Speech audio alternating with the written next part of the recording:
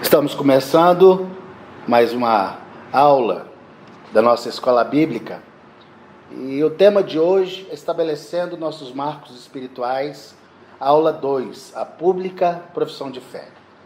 Nós temos aí algumas coisas que precisamos conversar e pensar um pouco antes de entrar no tema. Passa para o segundo slide, Bia, por favor.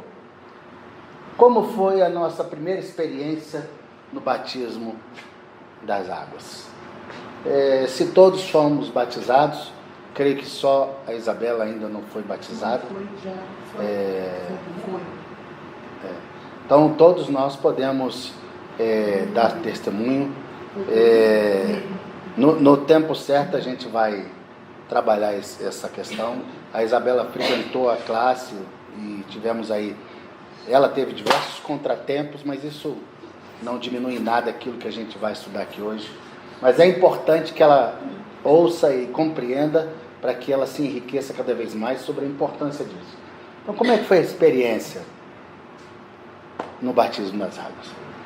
A minha experiência, ela foi,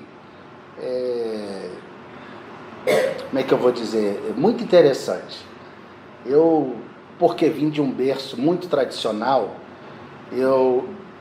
não é o ideal, mas eu pedi para ser batizado nas águas.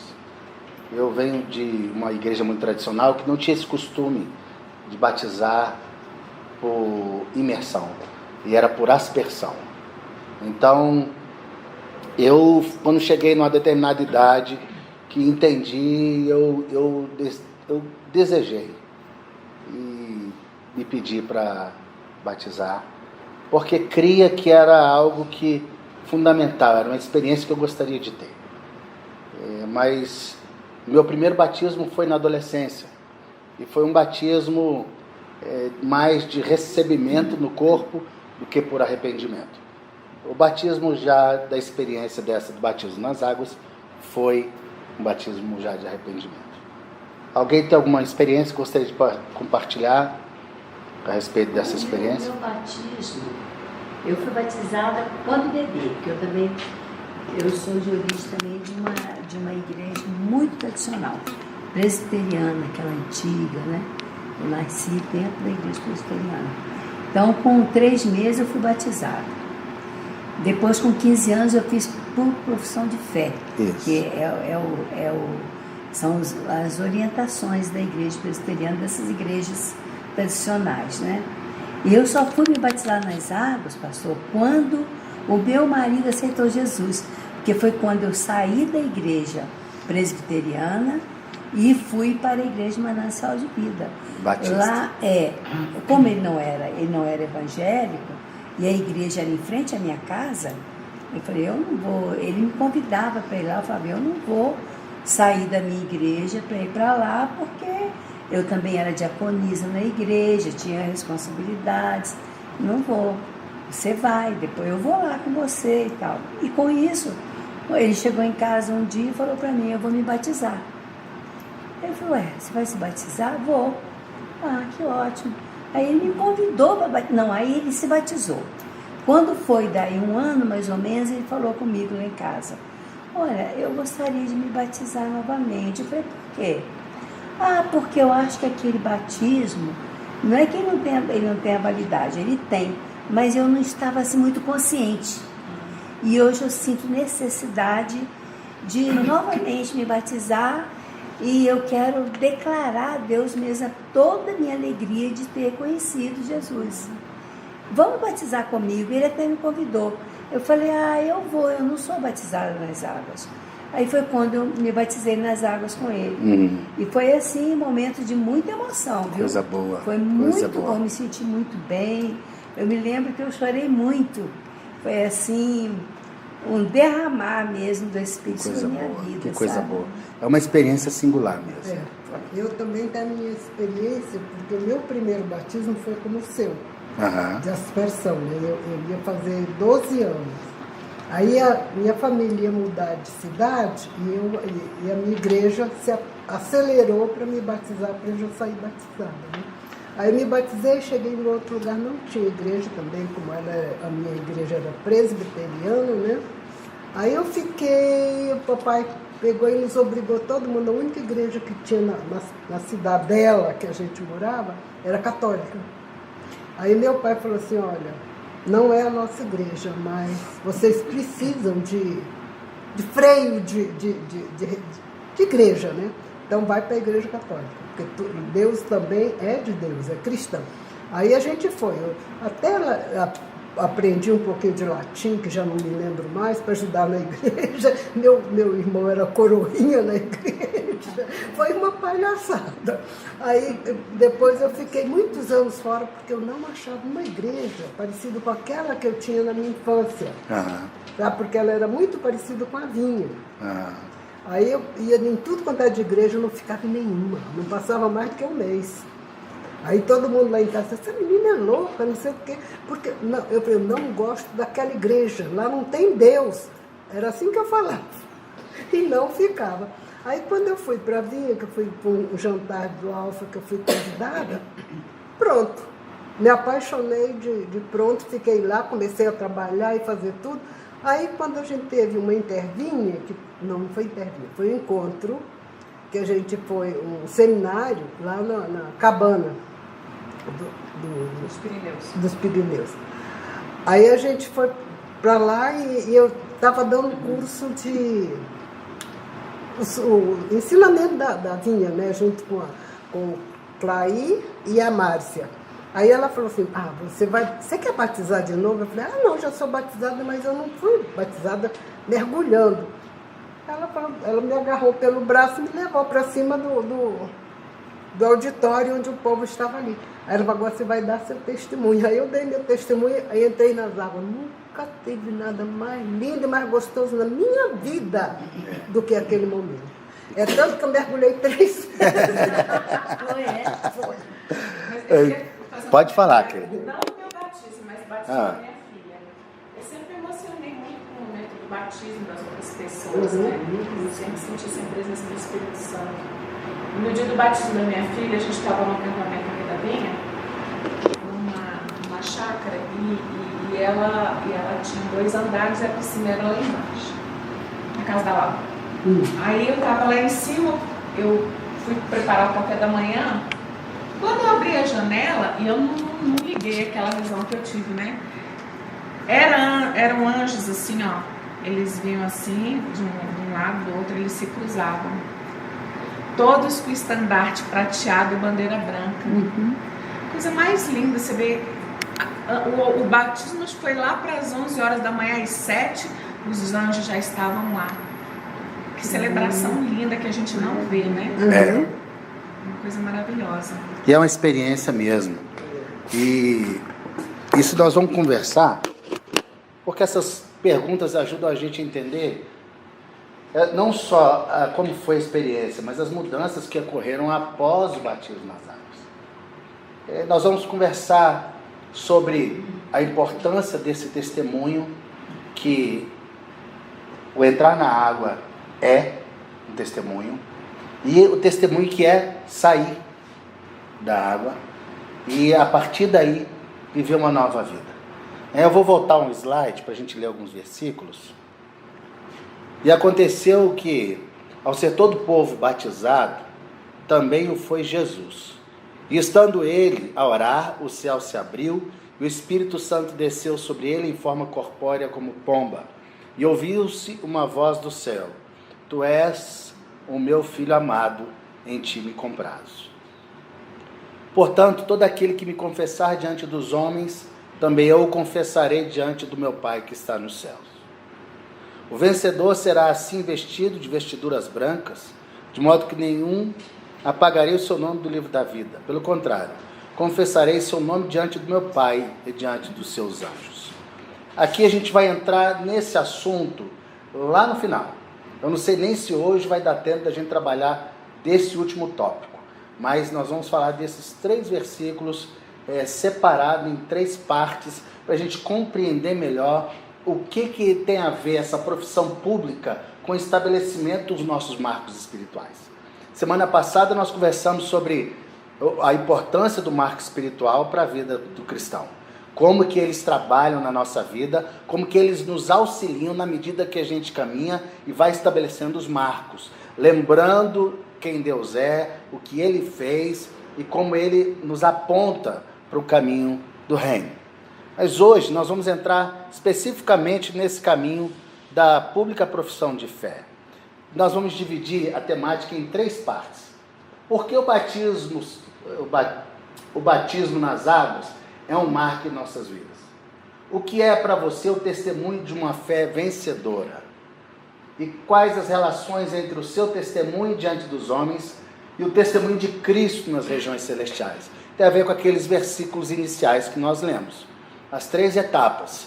O testemunho que nós damos, o testemunho que Cristo dá a nosso respeito, e como que se processa e por que ele é um marco na nossa vida. Então vamos tentar entender. E próximo, introdução, Bia, por favor. Ali saiu um pouco do foco, mas eu vou ler para vocês. Infelizmente, é muito comum encontrarmos nas ruas, basicamente, 2 tipos de pessoas. As que frequentam igrejas evangélicas, frequentaram e saíram dos caminhos do Senhor, mesmo depois de já terem sido batizados. Esse é um público, e nós vemos aí para todo lado. Gente no hospital, gente na rua, vizinho, parente. Eu já fui crente, eu já fui da igreja batista, já fui da presbiteriana. E por que não é mais? O que aconteceu que o coração se desapegou? Por que largou o caminho e agora não anda mais em canto nenhum? E tem um outro grupo, as pessoas que não se batizaram por não se sentirem preparadas para batizar. Nós já tivemos um caso aqui, e já tive um caso também em Belo Horizonte. Preguei o evangelho, conversei, expliquei, e a pessoa virou para mim: olha, pastor, eu gostaria muito, mas eu preciso arrumar minha vida antes de vir para a igreja. Eu falei: meu amigo, é aí que você se engana, porque ninguém arruma a vida fora da igreja. Para arrumar a vida só tem um jeito: Cristo, que é Ele que vai pôr em ordem nosso mundo interior, é Ele que vai pôr em ordem nossas emoções, nos reconectar com Deus, para que depois eu possa ajustar minha vida.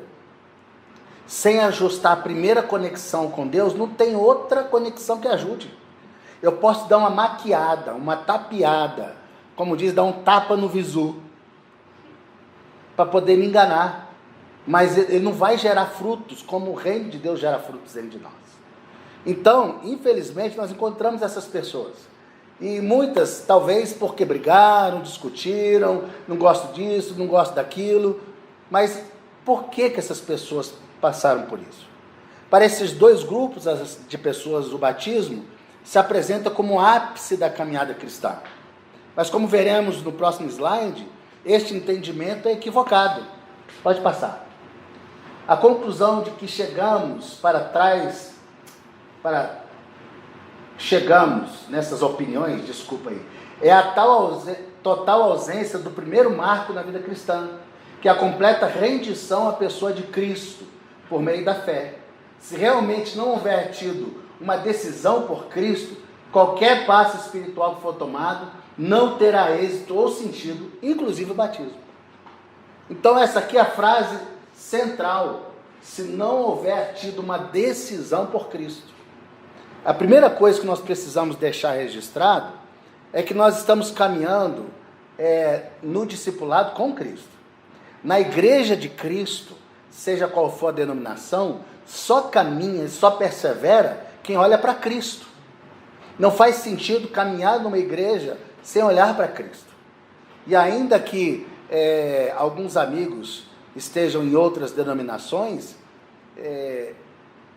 a igreja pode ser a maior, a mais perfeita, ou a menor, a mais imperfeita. Se você estiver olhando para outro lugar que não Cristo, a vida vai ser muito mais complicada. Então, o batismo é o início da jornada, não é o ápice, não é o fim. Batizei, graças a Deus, estou salvo, agora é só sentar e ouvir o pastor Luiz. Não é. Agora, quando eu conversei com as meninas do batismo, eu falei: olha, o batismo é o início da jornada. O batismo não é o fim da fila. Não é aqui o checklist, ponto. Sabe como é aquela fila quilométrica, você está doido para chegar no lugar e você chega no guichê? Você fala, ai, graças a Deus, resolvi meu problema. Você resolveu o problema para trás. Mas na hora que você faz o seu check-in, agora você arruma uma missão. E nessa missão, olhando sempre para Cristo. Então por isso que muitas pessoas são rebatizadas. Pois quando vêm para a igreja, querem fazer parte do clube, querem fazer parte do grupo, querem fazer parte desse contexto. E só pode se for batizado. Então, aqui nós não somos a favor do rebatismo, a não ser que a pessoa não tenha tido consciência do que era o batismo. Se a pessoa tinha consciência do batismo, eu me batizei porque eu entendi que eu era pecador, que meu destino era a eternidade longe de Deus, eu ia para o inferno, porque eu sou obstinado, porque meu coração é duro, porque eu sou assim, eu sou assado, e vi que só Ele poderia me salvar. Aí eu me rendi a Cristo, que é a ideia, rendição. Eu decidi me rendir porque a fé foi posta dentro do meu coração, para crer no Cristo. Então eu criei nele, me rendo a ele para poder seguir na jornada. Então quando você não tem esse entendimento, o que acontece? As pessoas vão ficando até acontecer um problema. Até esbarrar com alguém. Até brigar com alguém. Até discordar do pastor. Até alguma coisa. O ar-condicionado está frio demais, não fico mais naquela igreja. Não, lá ninguém liga o ar-condicionado, não fica naquela igreja, tem um calor. Então sempre vai ter alguma coisa que vai atrapalhar a jornada. Nós não estamos juntos só porque a gente se gosta. Porque um dia eu posso acordar e não gostar mais de você. Então, eu só estou junto com você por causa de Cristo. Porque no dia que você tropeçar em mim ou pisar no meu pé, é o olhar para Cristo e o amor a Cristo vai me fazer olhar para você, te perdoar, te abraçar e ficar do seu lado. Mesmo você pisando em mim e me batendo. Amém? Amém. Se tiver alguma dúvida, pode parar. Eu estou tentando caminhar nessa ideia aqui da continuação da jornada do batismo. Então, ele é um marco espiritual. Por quê? Porque ele marca o dia claro da minha decisão. Aquele dia lá em casa, oraram comigo, eu senti a presença do Espírito, foi ali que eu decidi caminhar com a igreja. Ótimo, mas o dia do seu batismo é o dia onde você professou publicamente que você era de Cristo. Essa é a ideia. Por isso, uma pessoa lá em Belo Horizonte chegou para mim e falou, pastor, você tem que batizar, você tem que batizar, você tem que batizar. Ela falou assim, tá bom, mas pode ser na casa de fulano e sem ninguém? Sem ninguém tirar foto, sem ninguém... Eu falei, lógico que não. Igual casamento. Ué. Como é que a gente faz um casamento e celebra com duas pessoas sem nenhuma testemunha? Porque tem que ter gente ali para testemunhar um negócio. Primeiro, por que você não quer ninguém no seu batismo? A gente precisa trabalhar isso. A sua família não pode descobrir? Ou então tem pessoas que não podem saber que você passou para crente? Do jeito que o povo fala, virou crente. Lá outro dia a irmã falou assim, pastor, passei para crente. Passou mesmo? Fez vestibular. Então, aí eu falei, olha minha irmã, nós não tem problema de número. Eu posso até segurar as câmeras, mas precisa ter gente para testemunhar. Porque essa aqui é uma decisão sua. Se você creu, você está dizendo o seguinte, eu por livre e espontânea vontade, eu decidi me render. Eu não posso me salvar, eu não posso resolver o meu problema com Deus, eu não tenho como entrar às portas da eternidade pelas minhas próprias forças. Então eu me rendo aos pés de Cristo, porque creio que só Ele tem poder para perdoar os meus pecados e me fazer entrar nas mansões celestiais. Pronto, decisão pessoal. Aí você entra na água, porque você é um testemunho de que você está morrendo para você, e um testemunho de que você está ressuscitando com Cristo e para a glória de Cristo. Olha que cena maravilhosa, é aquilo que a Renata falou, você vê anjos ali, não é porque a pessoa é especial, é porque Cristo fez algo especial. E Cristo chancela aquilo que o seu povo faz quando obedece a sua palavra. Então, existe festa no céu para cada pecador que se arrepende. Então, existe celebração. Então, quando um pecador reconhece a sua natureza pecaminosa e fala assim, tô lascado. Se Deus não me ajudar, eu tô perdido. Não tem como passar dessa vida sem dever nada. Aí o céu se alegra e ele fala assim, aponta para Cristo e fala, eu creio que o Senhor pode me salvar. É a luz no fim do túnel. Está todo mundo aqui, ó, no ambiente, a cena é a seguinte, todo mundo boiando no escuro, sem saber para onde vai, sem saber o que fazer para se salvar. Está todo mundo, daqui a pouco eu perco as forças e morro afogado. Aí eu vejo uma luz, aí começa a clamar para ver se alguém lá em cima estende a mão ou joga uma corda, porque se tem luz tem alguém lá. Então essa ideia de que Deus olhou para nós e Ele providenciou o socorro. E aí o que eu faço é o seguinte, é me render à estratégia dele. Então, o batismo é um ato, uma igreja é um ato solene. É um ato solene, é um ato de festa, de celebração para a igreja, é um ato extremamente importante de obediência e de rendição. Então tem que ter espontaneidade. Então a gente está aqui, não posso fazer um batismo e ficar assim, ai que bom, né? Então tá, mergulhe aí. Ah, que bom, graças a Deus. Agora pega a toalha e pode ir embora. Não, é o seguinte, é alguém que está sendo trazido para o corpo de Cristo. É alguém que está professando a mesma fé que a gente, está dizendo, eu concordo, eu creio nisso. Então eu tenho que ir lá, batizar, abraçar e celebrar com ele, porque foi trazido da morte para a vida. Olha o que a Bíblia diz também. Próximo slide. A Bíblia, porém, vai mais além com respeito ao marco do batismo. Jesus diz, quem crê e for batizado será salvo. Quem, porém, não crê será condenado. Logo, podemos afirmar, à luz dessa afirmação messiânica, que o batismo é um ato de fé, uma decisão espiritual, mas que sem a sua pública evidenciação, de nada vale, sendo incapaz de proporcionar salvação. Então, cremos que, porque a fé foi trazida para o meu coração, eu batizo. Porque eu entendo que esse é o caminho. Agora, não batizar ou batizar por batizar não quer dizer que vai me salvar. Tem muitas pessoas que entram nas águas, que participam da festa, que celebram, mas não entenderam isso que a gente está conversando aqui. Então, ter o batismo como um marco é saber o seguinte, a partir daquele dia eu fui chamado a viver diferente. Eu fui chamado a dar passos diferentes, responder à sociedade diferente, responder dentro de casa diferente, ser uma pessoa diferenciada, não porque eu sou melhor, mas porque eu olho para o perfeito e sou transformado nele de glória em glória. A partir dali, antes não tinha transformação. A partir dali, desse marco, eu sei o seguinte, agora eu tenho um companheiro, como diz aquele divino companheiro. Ele vai comigo. Eu vou caminhando, tropeço, caio, mas ele me abraça quando eu não aguento caminhar. Aí eu olho para trás e digo assim, tudo começou naquele dia. Tudo começou naquele dia.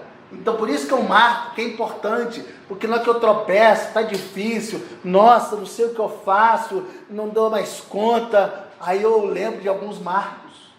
Aí eu posso lembrar do meu batismo e falo, que coisa maravilhosa, que experiência. Eu dei 3 mergulhos, porque um só não podia me afogar, eu tinha que dar 3 para poder entender que eu estava morrendo.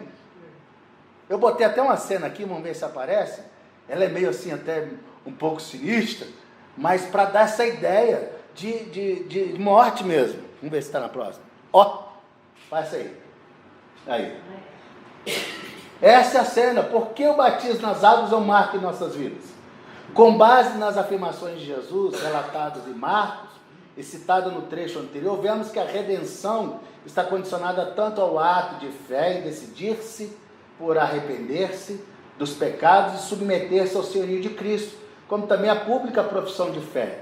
Então, essa pessoa ali, que é uma pessoa, não é espírito, é uma pessoa, mas ela está só evidenciando o seguinte, você está morrendo, você vai viver. Então, a gente brincava antigamente, falava assim, segura ela lá embaixo, segura a pessoa, já viu Jesus? Já viu Cristo? Não, então vai ficar aí, até ver. A gente brincava, tem certeza? Vai morrer mesmo, para poder não desviar nunca mais. Mas essa ideia é uma pessoa que celebra. E se eu não tiver entendimento de que a minha vida antiga ficou ali, agora não é que o texto diz, os textos da Bíblia, que eu for, a partir do momento que eu creio no Cristo, eu sou transportado, mudei de reino, eu fui enxertado nele, e eu passo a viver por meio dele, e nada acontece sem ele. A partir de agora eu não ando mais só, eu não ando errante pela vida, agora eu tenho alguém que dirige os meus passos, não sou mais independente, não vivo mais à mercê do meu coração, satisfazendo as minhas vontades, mas eu vivo para satisfazer a vontade dele. Alguns momentos não é fácil, quando eu piso no pé da Herô, não é fácil ela sentir dor, nem eu ouvir a Herô falar assim, você não está me vendo aqui? Não é fácil, mas quando os dois olham para Cristo, fica mais fácil a gente se perdoar. Então não tem jeito da gente viver e não celebrar esses marcos na nossa vida. Muita gente aqui na igreja precisa escutar isso. Talvez muitas pessoas aqui estejam ainda naquela primeira fase da Herô, que batizou para fazer parte do grupo. Talvez aqui muitos ainda nem tenham batizado. Talvez muitos aí, como o pastor Moacir falou, está lá estudando, como é que ele chama? Meu 1+1, estudando com o rapaz lá a Bíblia, o cara ainda não quer batizar. Então, precisa, primeira coisa que Jesus pede, fé e arrependimento. O que ele precisa mais? Nada. Se você creu e se arrepende dos seus pecados, você está pronto para o batismo. O resto é consequência, vai sendo lavado, lapidado, aí é santificação. E é o Espírito que nos santifica. A palavra vai nos lavando, vai nos transformando. Fala assim, não, eu falei mal com a Renata. Renata nem falou nada. Renata levou a muquecada e ficou séria, quietinha no canto dela e foi orar diante de Deus, só chorar. E eu, no meu coração, a palavra vai e fala assim, Marcelo, você não devia ter falado daquele jeito com ela. Aí eu começo a me justificar, que isso é o normal do ser humano, né? Mas também, né? Eu também sou humano, também eu sou feito de carne, porque se ela não tivesse feito isso, aí Deus pacientemente escuta tudo. Aí ele volta a dizer, mas você não devia ter falado daquele jeito com ela. Aí a palavra vai trabalhando e você fala, é verdade, não devia. Então 2 coisas eu preciso fazer, mudar, prestar atenção nas minhas palavras e pedir perdão. Então, por quê? Mas só acontece isso se eu estiver vivendo essa realidade a partir do batismo. Que ela vai celebrar e vai ser outra festa, gente. Por isso que o pessoal tinha que estar, a igreja toda aqui. E quando a gente olha para esse marco do batismo, todo mundo celebra. Foi lá que ele me resgatou. Foi aquele dia lá que ele olhou para mim. Eu estava ali com a cabeça... eu estava aos trancos e barrancos, eu já tinha tentado de tudo, e Deus olhou para mim naquele dia, ele me pinçou no meio da multidão, ele foi lá e jogou a corda, e me puxou da minha podridão. É essa a ideia do marco, que faz a gente olhar para Cristo com muito mais gratidão, porque quanto mais eu sei a respeito de Cristo, e o que representa esse marco para mim, mais grato eu sou. Se eu te faço um favor, e é um favor que qualquer um faria, não vai ter tanta gratidão no seu coração. Mas se eu faço algo que ninguém mais faria, aí você vai ser grato. Ou então, assim, esse tipo de coisa que ele fez, até parente, até irmão, até filho, até pai, é difícil de fazer. Ele foi lá e fez. Aí é outro sentido, seu coração. Mas quando você faz, você não percebe o que está acontecendo, tanto faz como tanto fez. Por isso que muita gente vai ficando doente na igreja, porque não percebe o que aconteceu. Então nós precisamos de entender a importância dos marcos e a importância desse marco, porque muitos marcos são estabelecidos na caminhada. Enquanto a gente caminha, tropeça, Deus vem, honra, abençoa, celebra, Ele vem, fortalece, prova e vem e prover o que a gente precisa, e a gente vai percebendo a bondade de Deus. Olhar para o batismo é saber o seguinte, ele fez o que ninguém mais podia fazer. Ele tocou onde ninguém mais podia tocar. Ninguém sabia o que eu estava passando. E eu estava para morrer. Ele olhou para mim. Então, olhar para o batismo é saber isso, a grandeza de Deus, a bondade de Deus, a misericórdia de Deus, a fé que Ele coloca no meu coração, me faz olhar para Ele com outros olhos. E olhar para mim com outros olhos. Porque até o batismo, eu é que sou bom no negócio. Autossuficiente, arrogante, orgulhoso, intrépido. Eu dou conta, eu faço, ninguém me passa a perna, eu sou assim, eu sou assado, até bater a testa na parede. Até entender que, como diz outro, buraco é mais embaixo. Que esse mundo não está aí para brincadeira. Eu falo para o povo, essa vida passa rápido. Essas tranqueiras que a gente está vivendo, isso aqui, ó, vai passar rapidinho, porque a eternidade não tem fim. Esse tempinho que Deus dá para nós aqui é só para a gente olhar para Ele, ajustar as contas, para a gente pagar, descansar no pagamento da dívida que Ele faz, que Ele paga para nós. Descontar uma das produções. Ele pagou tudo, Ele pagou tudo. Agora, para entrar no céu, falar assim, aqui, ô Senhor, quantos que é? Como um bom mineiro, quantos que é? Quantos que eu estou devendo? E ele vai falar assim, não, você não deve mais nada. Você creu no Cristo? Criei completamente. Então você não deve mais nada, pode entrar. Porque olhar para o batismo é saber o seguinte, esse marco me lembra que eu não tenho como fazer nada. Que eu não tenho como pagar. Que não tem como... eu não entro fazendo. Eu entro descansando. Porque se eu acho que eu entro fazendo, eu ainda não entendi. Porque eu não faço para garantir meu lugar lá. É o oposto. Enquanto você estiver fazendo, você está nadando por conta própria. É igual, eu em Belo Horizonte, eu morei numa casa, a gente criou um coelho. E de repente a gente percebeu que aquele coelhinho tão fofinho, comia ração, a gente deixava ele lá na varanda, começaram a vir outros bichinhos comer a ração do coelho. Aí nós descobrimos um tanto de rato vindo comer lá.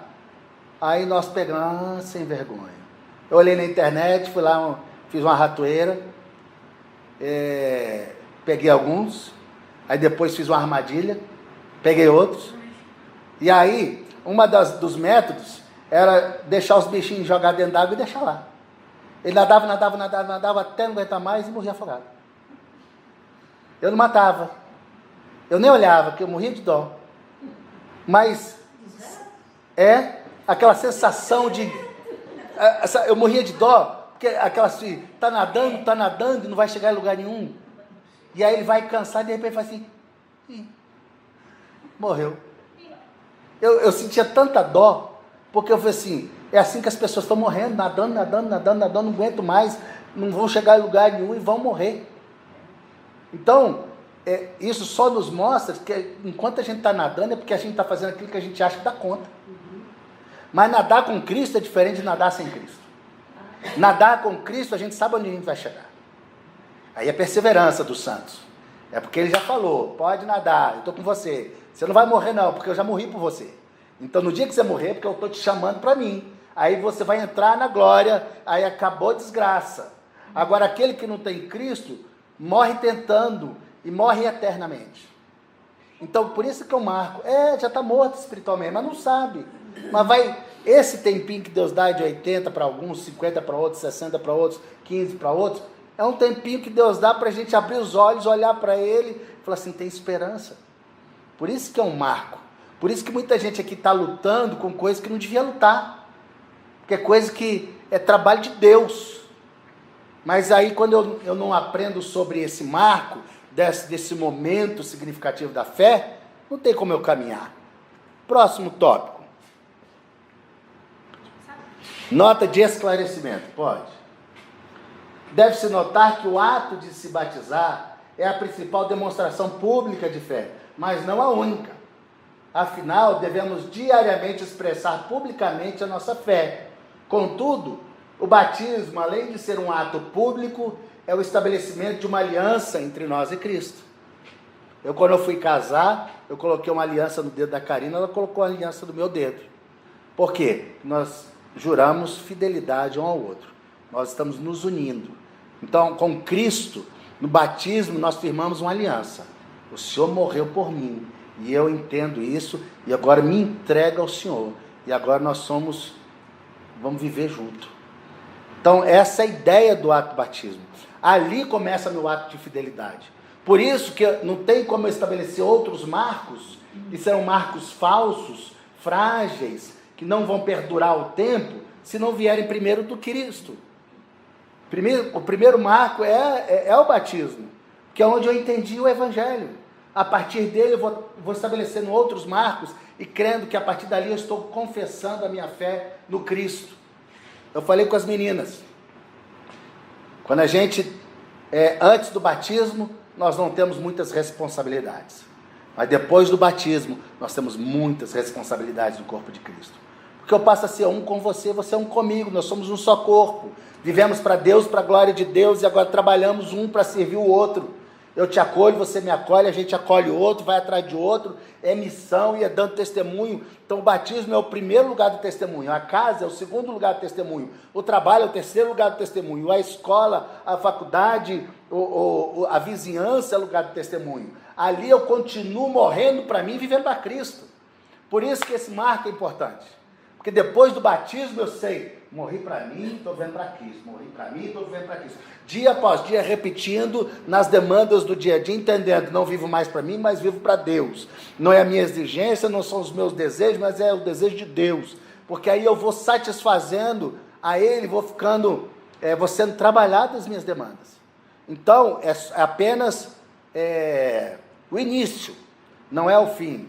E não é a única, mas é a primeira. É difícil, claro, por conta da nossa natureza.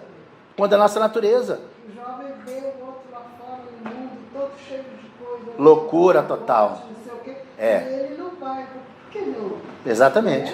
Eu também quero experimentar. Eu já tenho meu Deus. Eu não preciso mais dessas coisas. Chegar. Exatamente. Sofre um pouco. Eu fui para a igreja Goiânia, domingo vocês oraram por nós, igreja lotada de adolescente. Cheio de adolescente, muitos no processo ainda de crer, e que vão saber o seguinte, como é que é esse negócio de fé? Eu vou ou não vou? Posso ou não posso? A nossa fé não tem muito a ver com pode ou não pode, ela tem a ver com Cristo. Ele é quem Ele diz ser, eu experimentei, me entreguei a Ele, agora é uma outra jornada. Ele não me proíbe de nada, agora Ele precisa ser o centro da minha vida. Mas até o jovem entender isso, ele vive nessa dinâmica de puxa para lá, puxa para cá, eu quero, mas não posso, a consciência acusa, os amigos empurram, oferecem, e cada fase da nossa vida, nós temos os nossos desafios. Os adolescentes... Tem. Pessoas adultas tem. Para aceitar Jesus, é uma etapa que tem que vencer. Exato. Tem que largar. É mais difícil. Tem que largar. No caso do meu marido, que era muito idólatra, família toda idólatra, dentro da carteira tinha santo, dentro do bolso tinha um santinho pendurado.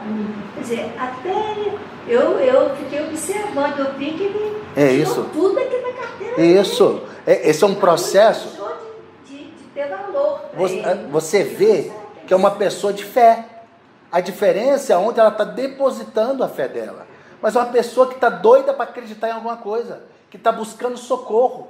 E quem tem esses elementos são pessoas que de alguma forma estão tateando, buscando Deus de alguma forma. Existem outros que não estão nem aí. Eu tenho um amigo que falou o seguinte, eu estou pregando evangelho para um amigo meu, mas ele disse que não quer nada não, que agora ele está numa fase, já passou dos 40, mas ainda continua naquela fase infantil de correr atrás da balada. Meu Deus, vai viver o resto da vida até quando nisso? Mas é o quê? Não está olhando para frente. Ele não consegue enxergar o momento dele, vai gastar tudo que ele tem e não vai produzir nada na vida. E o pior, vai perder a eternidade. Não sabe o que é isso. As pessoas estão pesando aquilo, é como se Deus estivesse de um lado e as riquezas e a balada do outro lado da balança. Hoje nós não podemos pôr isso não, porque isso não existe comparação. É o negócio seguinte, caminhar com Cristo é incomparavelmente mais pesado e mais importante do que qualquer coisa dessa vida. Só que elas não entendem dessa forma. Eu vou para a igreja ou não vou para a igreja? O que eu vou ganhar, o que eu vou perder? Essa é a relação. A relação, ela é tão de tomar lá da cá na sociedade, que elas querem saber o seguinte: se eu for para a sua igreja, o que eu vou ganhar? Eu não posso nem ofertar salvação, porque ela não é minha. Eu falei assim, lá tem um só Senhor, que ele oferta salvação àquele que crê nele. Mas é o máximo que ele... É o máximo que você pode conseguir. Agora, quando as pessoas adentram, quando elas adentram aqui em busca de outras coisas, não quer dizer que Deus não possa dar. Deus pode até dar, mas não salva e nem resolve. Então as pessoas vão vir atrás de marido, atrás de mulher, atrás de dinheiro, atrás de resolução de problema, e aí vão pedir isso, pedir aquilo, e Deus de forma graciosa, vez ou outra, concede. Mas é para que eles olhem para Ele. Mas não, eles estão como se estivesse botando a mão na carteira e investindo. Olha, vou fazer o seguinte, vou fazer o investimento do Senhor. Eu sou um homem, sou um investidor. Então isso acabou com todos os marcos espirituais. Dali para frente não tem mais marco nenhum, porque não entendeu. Então, cada fase nossa tem uma fase de ruptura com esse mundo. A minha fase de adolescência foi uma, a fase da juventude foi outra, e a fase adulta é outra. Cada um de nós aqui tem uma questão de ruptura dentro do testemunho que a gente dá. Então, a partir da nossa realidade hoje, nós olhamos para trás para olhar o quê? Os marcos espirituais. Olhamos para trás para ver o seguinte: o que Deus já fez por mim? Fez porque eu não merecia, porque foi graça. Aí aqui eu continuo dando testemunho, porque quando a gente fala de marcos espirituais, tem um versículo lá de Êxodo que Deus fala assim: estabeleça aí monumentos, marcos, para que os filhos de vocês, as próximas gerações, ao olharem para esses marcos, lembrem o que eu fiz por vocês. Então todo mundo que olhasse para aquele monumento ia saber: Deus é grande, é maravilhoso, olha o que Ele fez. Ninguém mais podia fazer isso. Então as outras gerações tinham que olhar para esse marco e se espantar e seguir na mesma jornada. Para isso serviu o marco. Então nós estamos aqui trabalhando, as pessoas precisam olhar para nós e falar assim: rapaz, esse aí eu vou te falar, ninguém... Não é, a gente olha, pensa numa pessoa ruim, aí você fala: esse precisa de Cristo. Todos precisam de Cristo e todos estão mortos dos seus delitos e pecados. Todos são ruins. Só que ninguém percebe. A gente fica procurando sempre um pior que a gente. Mas até hoje, a senhora continua trabalhando. No seu trabalho, a senhora vai ter diversas situações em que vai negar ou não a Cristo. No dia a dia, dentro de casa, no telefone, no mercado, com o filho, com a filha, com o irmão, diversas situações onde você vai se ver a seguinte: fala a verdade ou minto? Perdoo ou não perdoo? Abraço ou rejeito? Acolho ou não? Estendo a mão ou dou um chute? No meu coração, essas crises vão vir sempre, porque o desejo do meu coração é pagar olho por olho, dente por dente. O desejo do meu coração é pagar na mesma moeda. Eu falo com a Karine, falo com as meninas: nós não fomos chamados para pagar na mesma moeda, porque não foi a moeda que Deus usou para pagar a nossa dívida. Agora, humanamente, a nossa natureza vai querer pagar na mesma moeda. Então eu sou tensionado.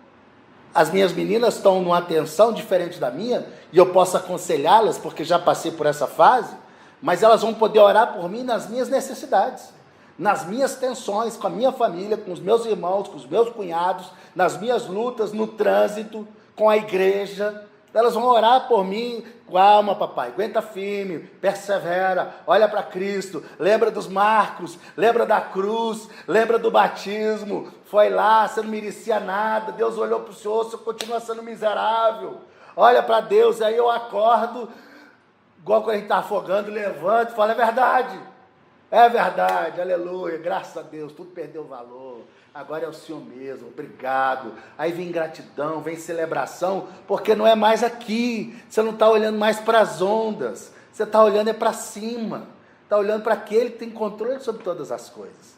Está vendo a importância e a diferença do marco? Diga, Isabel. Uma coisa que aconteceu ontem, desculpa, não sei nem se tem a ver. Vamos lá, é isso mesmo. Enfim, A Fátima está fazendo um grupo, nosso grupo menor, na minha casa, porque ela teve essa direção de Deus por causa da minha mãe. Minha mãe é a única pessoa da família, a primeira pessoa da família que se converteu evangélica foi minha mãe. A segunda está sendo eu. Eu estou dizendo está sendo porque... Amém. Eu estou meio brava comigo. Não estou bem exatamente a Isabela que eu queria estar. Nem eu. Nunca estaremos. Enfim. E eu faço parte daquele grupo do batismo precoce lá, do batismo prematuro. Aquele primeiro, eu faço parte daquele grupo lá. Então, enfim, a Fátima está fazendo o grupo lá em casa por essa direção e o grupo praticamente fica no quarto da minha mãe. E minha mãe fica numa felicidade, ela é uma paciente de AVC com demência senil e tudo, e você precisa ver a lucidez que ela fica quando a Fátima vai fazer o grupo, e como ela espera, e o tanto que ela gosta que a Fátima vai. Que bom. Impressionante, a Renata já foi, não teve experiência junto com a gente com a mãe, mas ela sentiu o clima, eu tenho certeza, né? Enfim. E ontem, minha filha estava fazendo um trabalho na sala, e nós começamos o grupo na sala, eu, a Thaisa e a Fátima, e o Leandro. Leandro sempre vai, porque ele é o Uber da Fátima, né? Então ele sempre vai. Aí Leandro junto, todo mundo, e eu insistindo, a Fátima falando, todo mundo falando, e eu insistindo que eu não consigo perdoar, que eu não consigo perdoar determinada situação que me empacou. E, bom, assim foi o grupo inteiro. Eu fiquei o grupo inteirinho insistindo na minha teimosia de que eu não perdoo. Tá, o grupo acabou, aí a Fátima, bom, agora demorou muito, por sinal. Até, Fátima falou, esse grupo hoje demorou. Aí, vamos pro quarto da sua mãe, aí vamos pro quarto da minha mãe, aí... a mamãe dá aquele show assim de lucidez e de fé. Vira para a Fátima e fala: como eu esperei você vir. Coisa boa. Uma criatura que teve um AVC, que eu não sei te dizer o tamanho do AVC da minha mãe, né? Ela, como eu esperei você vir. Ela chorou. Tá vendo? Ela ficou emocionada, ela agarra na mão da Fátima e não larga a mão da Fátima. Aí tivemos aquele momento, minha filha, que é uma católica, ela mesma falou assim: eu sou uma católica evangélica, porque eu não gosto de terço, não gosto de promessa, não gosto de imagem, não gosto de santo, não gosto de nada disso. E aí a Renata foi junto pro quarto. Então ela ficou só na observação. As Renatas gostam muito de observar. Aí ela ficou só na observação. E despedindo depois, a despedida da mamãe e da Fátima é um Deus me acuda, porque a mamãe não quer largar a Fátima ir embora mais. Falei, a senhora já tomou a Fátima de mim, agora a senhora quer tomar a Fátima da família dela também. Mas assim não é possível. Aí Fátima acabou indo, né, conseguiu a liberdade dela e foi, perdão, é pouco remédio que eu tomo. Aí, quando foi todo mundo embora, aí eu fui 2 vezes, Deus me deu uma cacetada, de verdade. Aí eu queria contar essas 2 vezes. A primeira vez, minha filha chegou para mim, olhou para mim e falou: mãe, eu quero falar com você. É o seguinte, eu tenho vergonha da Fátima e de todo mundo que estava aqui, porque eu não acredito que uma mulher com 57 anos de idade, que passou por tudo que você passou, é capaz de dizer que não perdoa, é capaz de dizer que é evangélica e é convertida. Você pode pegar suas Bíblias, jogar todas fora e diz para Fátima nunca mais perder tempo com você. Tá magoada ela. Virou de costas, entrou no quarto dela e bateu a porta na minha cara. Aí eu fiquei no meu quarto, né? Me sentindo um rato, aqueles ratos lá. Me sentindo um rato. Fiquei, meu Deus do céu, o que eu faço isso? E sabendo que hoje eu tinha um dia difícil, que era assinar o documento de fiadora do meu filho para ele ir embora, para o apartamento dele. Aí veio a paulada de Deus. Aí essa foi forte. Aí eu estava lá no quarto, sentada e pensando: Deus, um está indo embora, a outra bateu a porta na minha cara, eu não consigo perdoar aquele sujeito, eu não consigo... Chamou teu irmão de sujeito? Oi? Chamando o teu irmão desse Não. jeito? Chamando o ex. Já nem falo mais no meu irmão. Meu irmão, pra mim, eu já pus um X, assim, em cima. Veja bem, eu tava até desprezando meu irmão, foi bom eu lembrar isso. Eu tava só pensando no perdão do ex. E eu falei, olha só minha vida. Minha vida é um engano, é um erro. Eu não terminei faculdade, os casamentos deram todos errados, todos os cursos que eu comecei eu parei na metade, eu nunca concluí nada na minha vida, eu sempre fiquei por concluir tudo. Aí o que o senhor vai, sinceramente, meu Deus, o que eu faço? Eu não sei mais o que eu faço. Aí eu gostaria, eu ouvi isso, nítido isso, pastor, sério, já estou todo arrepiado, até a perna. Eu gostaria que você fosse fiel a mim. Você me entregou o Pedro. É porque eu entreguei a Deus a situação do Pedro ir embora de casa. Eu ajoelhei e tive um momento lá sozinha no meu quarto e falei, Senhor, eu vou entregar essa situação ao Senhor porque eu não dou conta. É isso. Eu não dou conta de ver meu filho embora. Eu passei a vida inteira com meu filho indo embora. Eu fiz muitas besteiras e ele foi embora várias vezes. Então eu convivi muito pouco com ele. Não leva ele, pelo amor de Deus, não leva ele. Deixa ele ficar comigo agora. Eu na realidade não vim para casa da minha mãe exatamente por causa da minha mãe. Eu vim para ficar perto dele. E o senhor está levando ele. Aí veio a paulada mais forte. Eu que dei para você. Você não é dona da vida dele. Verdade. Foram as palavras dele. Abençoe seu filho. Assine o papel. E volte a ser fiel. Amém. Amém. Peça perdão à sua filha. Isso. Agora. Isso. Eu levantei, pastor, igual um robô da minha cama. Fiquei batendo na porta do quarto dela e ela, mãe, eu não quero falar com você. Mãe, não adianta você bater que eu não vou abrir. Aí eu falei, minha filha, tudo bem. Você fica daí de dentro e eu daqui do lado de fora vou te falar o que eu tenho para falar. Me perdoa. Talvez eu não seja exatamente a mãe que você queria que eu fosse. Eu sei que eu errei muito. E eu errei muito hoje também. Mas eu verdadeiramente quero entregar a minha vida a Deus. Amém. Amém. E eu tenho certeza que Ele vai mudar tudo isso. Amém. E então eu preciso, antes, porque Ele já me perdoou, eu sei disso. Isso. Mas eu gostaria que você não me copiasse e não fosse uma pessoa que não perdoa. Se eu estou tão errada de não perdoar, então eu queria te pedir, faz o que eu não estou conseguindo fazer, me perdoa. Ela abriu a porta do quarto, olhou para mim e falou, eu, como uma pessoa que creio em Deus, vou te dar só mais essa chance. Ela falou, se você não perdoar o seu passado e essa pessoa e todos que você tem que perdoar e seguir em frente na sua opção de convertida, eu sou a próxima que vai embora de casa. Isso agora nós colocamos nas mãos de Deus. Você entregou, não foi na mão dela, você entregou nas mãos de Deus. Eu peço perdão de eu ter ocupado esse tempo. Não, foi ótimo, foi ótimo. Mas eu acho que foi ótimo. Foi uma paulada tão violenta que... E hoje, quando eu fui assinar o papel, ele viu que eu estava aos prantos e eu falei para ele, meu filho, não ligue para isso, que toda mãe é muito emocional. E a gente sempre vê vocês como uma criança. Mas eu estou feliz, eu assinando o papel, feliz que você está indo ser feliz.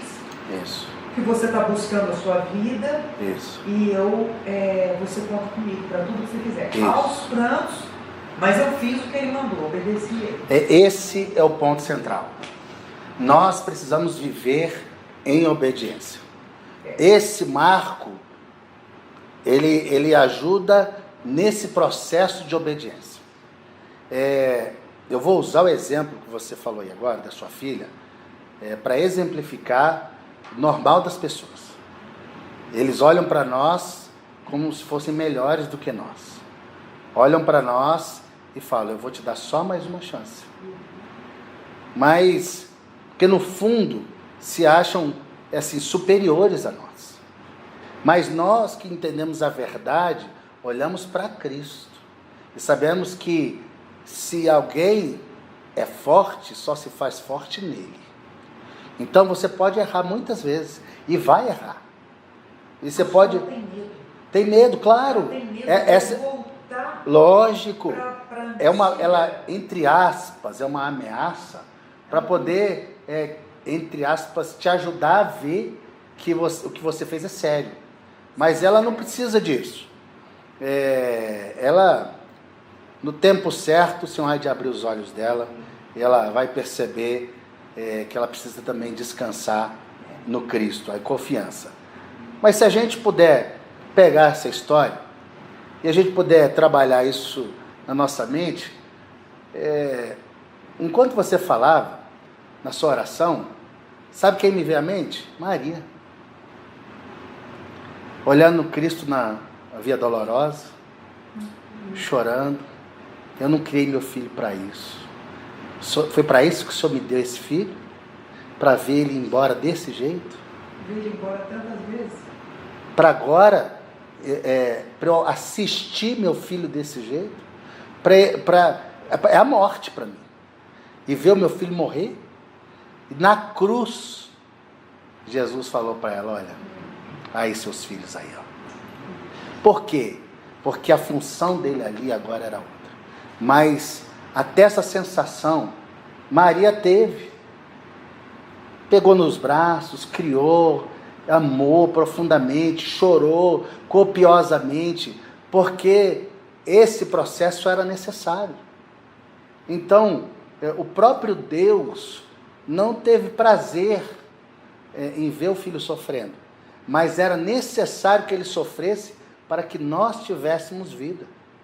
Então, essas situações não são as melhores, mas foram necessárias para a sua maturação e para te trazer para perto, para que você descanse nele e somente nele. E é esse marco que nos chama.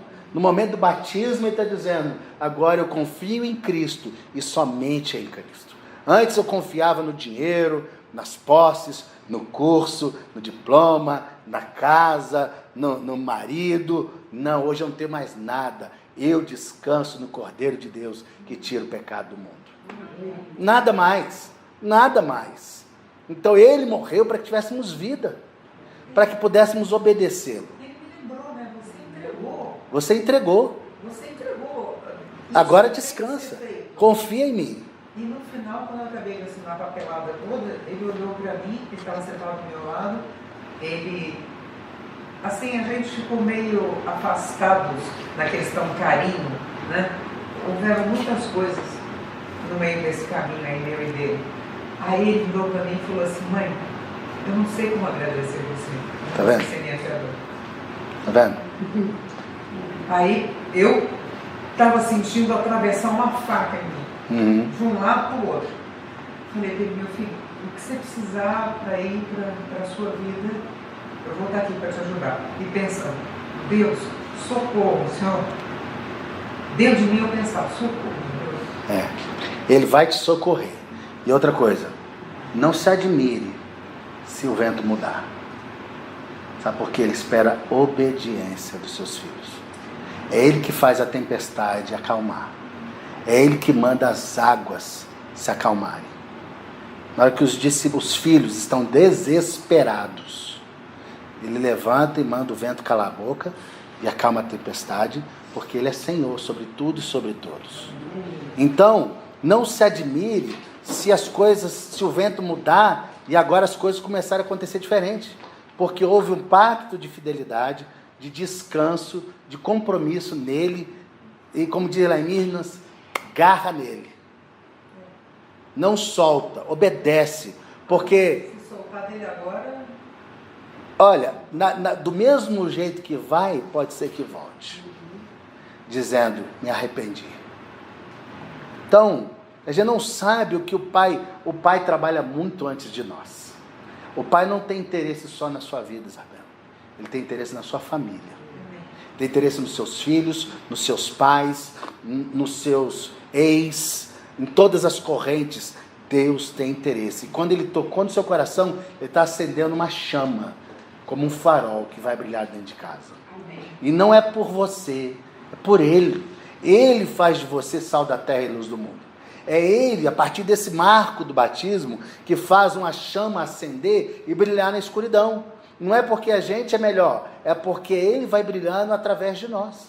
Então eu vou terminar com a observação do Luiz, no próximo slide, porque o nosso tempo não dá. Além de figurar a nossa aliança e compromisso com Cristo, o batismo é uma declaração de fé quanto à ressurreição de Cristo. A nossa ressurreição e o nosso encontro com Jesus pelo arrebatamento da igreja. Qualquer tipo de invalidação a estas doutrinas descredenciará toda a fé cristã, o qual não teria qualquer sentimento. O batismo é uma das principais representações da nossa ressurreição. É um compromisso público, dizendo, eu creio, haja o que houver, creio que morri com Cristo, ressuscitei com Cristo e vou subir com Cristo.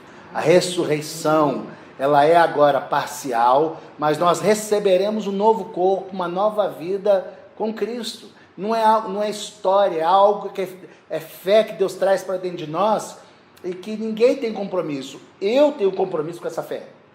Então, quando eu abraço essa fé, estou dizendo, essa é minha, eu creio nela. Você pode não crer, mas esse é o jeito que eu caminho, porque eu acredito nisso. Então, as pessoas podem duvidar, elas podem criticar, elas podem perturbar, podem rir, fazer chacota, mas a fé que eu abracei é a fé que eu carrego. É a fé que me faz obedecer, que me faz seguir olhando para cima, olhando para a eternidade, olhando para a cruz, negando a mim mesmo, morrendo para mim e vivendo para Deus, para que a luz de Deus brilhe através de nós. Porque enquanto eu estiver brilhando, a luz dele não vai brilhar, mas a minha luz só será um farol se vier dele. Então, na medida que eu caminho, crendo e tendo um compromisso público todos os dias, esse compromisso público é em todas as instâncias e esferas, onde eu navego e onde Deus me permitir navegar. Se eu estiver junto do pobre, vou dar testemunho. Se estiver junto do rico, eu vou dar testemunho. Se eu estiver com o empregado, vou dar testemunho. Se eu estiver com o patrão, vou dar testemunho. Porque faz parte da fé que Deus colocou dentro de mim. E eu não abro mão dela. Eu fiz um pacto com Deus e Ele fez um pacto comigo. Então é diferente. Pacto de sangue ninguém quebra. A aliança que Deus fez é uma aliança, um pacto de sangue. Que é inquebrável. Da parte dele é ininterrupto. Então só quem poderia quebrar esse pacto seria Ele. Agora, eu caminho na obediência. Eu ainda falei sobre isso na hora que eu ouvi. Eu falei, mas meu Deus, eu não tenho nem conseguido orar. Como é que o Senhor está me respondendo as coisas? Eu estou ficando louca aqui ouvindo coisa. Eu nem consegui orar, eu estou conseguindo. E eu, de novo, a mesma coisa ele repetiu. Como que se ele dissesse para mim, escuta. É isso mesmo. Você, não me interessa o que está acontecendo aí com você, interessa o que é maior. Isso. E você está esquecendo do maior. Você está, eu não consigo orar. Ah, meu Deus, o que vai ser? Meu filho vai embora. Você está olhando aqui, ó, coisas pequenas. Você está esquecendo que ele olhou e falou, está aqui meu filho, Senhor. A partir desse momento não te pertence mais. Então, Deus olha e vê o plano. Se eu pudesse desenhar uma linha contínua, Ele vê passado, presente e futuro ao mesmo tempo. Ele vê o que Ele está fazendo para que chegue num determinado ponto, porque o plano e o projeto dele, ele é soberano, ele sabe onde ele pegou a Isabela, onde ele quer levá-la, ele sabe aonde a sua família vai chegar, ele sabe de todas as coisas, ele não está vendo pontualmente, ele pontualmente te socorre porque ele é gracioso, porque ele te conhece, te gerou, te amou, te trouxe para perto, está mexendo nas suas estruturas, no seu coração, no seu caráter, para ele, para que a vontade dele, o plano e o propósito dele se cumpram. Porque ele não está preocupado com hoje e com amanhã. Ele está preocupado aonde as coisas vão terminar. Porque ele disse, aquele que começou a boa obra há de terminá-la. Foi ele que começou. Então, agora, isso é diferente dos meus projetos e dos meus planos. Eu não gostaria de tropeçar, mas eu tropeço. Eu não gostaria de machucar, mas eu machuco. Mas não são nessas situações. Agora, tropeçar me faz olhar mais para o chão, me faz prestar mais atenção. Então, cada situação da vida me ensina, e me ensina não a ser autossuficiente, mas ser dependente dele. Então, nós oramos pela Raimunda semana passada, temos orado por diversas questões das famílias da igreja. São situações que a gente não gostaria de passar, mas são situações que eu coloco diante de Deus as minhas petições, porque Ele me conhece, Ele conhece os nossos corações e sabe que nós estamos com o coração rasgado, estamos em frangalhos, mas Ele é o mesmo que vai tecendo o tecido das nossas vidas e que a gente não entende. Mas Ele é que sabe aonde tudo vai levar. E Ele não faz, como não dá ponto sem nó. Deus não deixa fio solto. Por quê? Porque Ele sabe o que Ele quer fazer. Agora, tem gente que vai aprender mais rápido. Tem gente que vai demorar para aprender. E mesmo assim, eles vão ter que olhar para Deus e Deus vai continuar sendo bom e gracioso. Eu tenho um amigo que está passando muitas lutas. Aí um outro amigo me ligou e eu falei com ele, sabe o que está acontecendo? É que tem certas, às vezes a gente não percebe no meio do caminho e faz escolhas erradas. E essas escolhas erradas, elas desembocam em outros caminhos e vão piorando a nossa senda. E vai deixando rastro e vai quebrando a gente. Então, quando eu faço escolhas erradas, eu colho as consequências das minhas escolhas. Mas Deus tem um caminho preparado para mim, e que ainda que eu me desvie, Ele me dê certa maleabilidade ou manejo, eu não vou deixar de chegar onde Ele quer que eu chegue. Agora Ele vai me permitir passar por algumas situações para que eu me humilhe, para que eu perceba a sua bondade, para que eu olhe para Ele, para que eu me renda, para que o nome dEle seja glorificado no final de todas as coisas. Agora, eu precisava bater a cabeça? Não precisava. Por que eu bati a cabeça? Porque eu sou cabeça dura. Então, enquanto a gente insiste em bater cabeça, a gente vai sair com a cabeça cheia de galo. Mas eu não precisava. Mas é porque eu escolhi. Agora, eu vou chegar onde Deus quer que eu chegue. Então, as nossas famílias podem estar, às vezes, de um jeito que a gente está falando assim, meu Deus, que caos. Mas se eu tiver os marcos estabelecidos, eu vou lembrar da bondade de Deus, do poder de Deus, da graça de Deus, das vezes que Ele me socorreu, das vezes que Ele me amparou, das vezes que Ele disse o seguinte, olha para mim, obedece o meu mandamento, segue nos meus conselhos. E é para ir olhando para esses marcos, eu vou ter fé para continuar caminhando. Ainda que eu tropece, mas eu vou continuar caminhando, porque eu sei o seguinte, Ele me trouxe até aqui, porque se fosse por mim mesmo, nem aqui eu tinha chegado. Nem o que eu tenho hoje eu teria. A gente não entende porque tanta diferença no meio da igreja, mas essas diferenças fazem parte do pecado e das escolhas que a gente faz. Deus gostaria que fosse um povo todo abençoado, que a gente distribuísse tudo que a gente tem, que não houvesse necessidade nenhuma dentro da igreja. Mas o nosso coração é tão obstinado, tão duro, tão egoísta, tão arrogante, que a gente não olha para Deus, não, só na hora que a gente precisa. Mas se a gente olhasse, fôssemos trabalhados, a gente teria compaixão e misericórdia da forma que Deus teve conosco. Então a gente teria mais facilidade de abrir mão das coisas. A vida seria diferente, mas é para esse caminho que Deus nos aponta e nos chama. Mas apesar de conhecer esse caminho, a gente pega outros atalhos. Por quê? Porque nós somos independentes. E é no caminho da independência que eu tenho que tropeçar e olhar para trás e falar assim, Deus, eu tenho que voltar para o caminho que eu me desviei. Se você olhar toda a história do Velho Testamento, o povo de Deus se desviava completamente. Existiram reis que abandonaram completamente ao Senhor. Foram os piores da história. E Deus corrigiu, Deus chamou e restaurou o povo, foi dizendo o seguinte, volta. Muitos morreram, muitos ficaram debaixo de condenação, porque abandonaram os caminhos do Senhor, fizeram as suas escolhas. Tanto que lá em Josué ele fala, Quem vocês querem servir? O que é essa pergunta? Ele estabelece, ele volta no Marco e fala, olha, está aqui o Deus que fez tudo aquilo que nós vemos até agora. O Deus que tirou a gente do Egito, da escravidão, que abriu o mar, que acabou com o exército. Ele veio descarregando todos os marcos. Aí disse, agora escolham vocês. A que Deus vocês querem servir? Se o Deus dos amorreus ou se é o Deus de Israel? E o povo falou, longe de mim escolher outro Deus, porque não existe outro Deus. Mas se desviavam. Desviam até hoje. Por quê? Porque o nosso coração olha para o outro lado. Então é assim que Deus vai chamando nossa atenção, e exortando, nos aconselhando, nos ensinando. E nem sempre vai ser consequência nossa, mas é consequência do pecado, consequência do nosso coração que é orgulhoso. Então, constantemente vai ter alguém apontando e dizendo, olha, você está fora do caminho. A gente dá brecha. Muitas, mas pela graça de Deus, nós temos um alvo.